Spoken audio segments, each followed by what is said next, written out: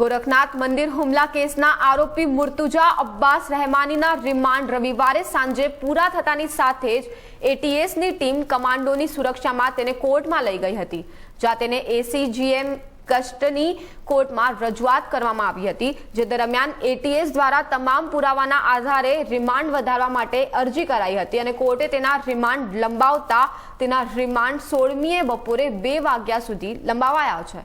એટીએસની ટીમે રિમાન્ડ મેળવ્યા બાદ આશરે 25 થી 30 મિનિટ તેની સાથે લખનઉ જવા રવાના થઈ હતી। તેને કોર્ટમાંથી લઈ જતી વખતે ઇન્ડિયા ન્યૂઝના સંવાદદાતા સુશીલ કુમારે જણાવ્યું હતું, આવો જોઈએ તેઓ શું કહે છે।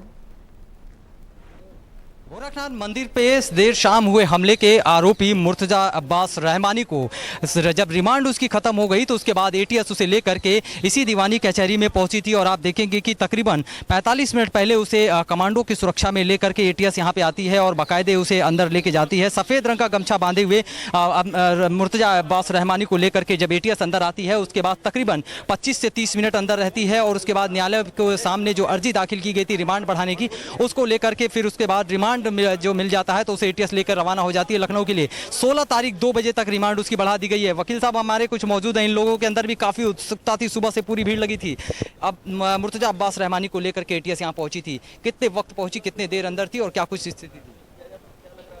पुलिस ने लेके पहुंचा यहाँ और जो रिमांड की कार्रवाई थी उसको पूरी कराया गया और रिमांड जो पता चला 16 तारीख तक रिमांड हुआ है। उस रिमांड के दौरान पुलिस और एटीएस उससे विभिन्न जो जहाँ जहाँ वह गया है आया है उसमें सबूत इकट्ठा करके न्यायालय में प्रस्तुत करेगी और उसको कड़ी से कड़ी सजा दिलाने का प्रयास करेगी। अच्छा, अंदर यहाँ पे जब एटीएस लेके उससे आई थी तो कितने देर तक अंदर वो मुर्तजा रहमानी था और क्या कुछ उसके बाद कब निकला और कैसे गया? लगभग 10-15 मिनट रहा होगा और उस दौरान जो रिमांड की कार्रवाई होती है मजिस्ट्रेट द्वारा वो पूरी की जाती है, वो पूरी की गई। अच्छा, आप लोग अधिवक्ता हैं, आपको ज़्यादा पता होगा कि रिमांड को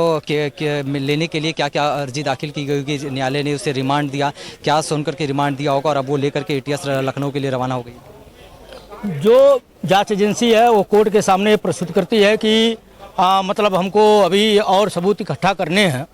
तो उस सबूत इकट्ठा करने के लिए इस समय न्यायालय से मांगा जाता है, तो न्यायालय वो समय प्रदान करती है जिसको रिमांड के दौरान वो पूरी करती है। तो निश्चित रूप से अधिवक्ताओं की अगर माने तो जिस तरीके से तमाम चीज़ों के सबूतों के बयान पे जो है एटीएस उसे लेकर के यहाँ पे आई थी और चूंकि एटीएस को अभी लगता है कि उसके सीने में तमाम ऐसे राज दफन है जिसको निकालना ज़रूरी है और जिस तरीके से ये बातें सामने आ रही हैं कि मुर्तजा रहमानी सिर्फ एक प्यादा है, उसके आका भी हैं और उन आका तक पहुँचना है, तो रिमांड की जो है आवश्यकता थी। ऐसे में रिमांड मिलने के बाद यानी 16 तारीख 2 बजे तक जो रिमांड जो है न्यायालय ने उसे दिया है, उसके बाद एटीएस उसे लेकर के लखनऊ रवाना हो गई है और आगे की तफ्तीश में जुड़ गई है और निश्चित रूप से आगे की कड़ियों को जोड़ करके एक अहम सबूत के आधार पर उसके एक निश्चित जो है कह सकते हैं मुकाम तक पहुंचने की कवायद एटीएस लगातार कर रही है, जिसको लेकर के एटीएस अभी दीवानी कचहरी से 15 मिनट पहले उसे लखनऊ रवाना हो गई है। Sushil Kumar, India news, Gorakhpur.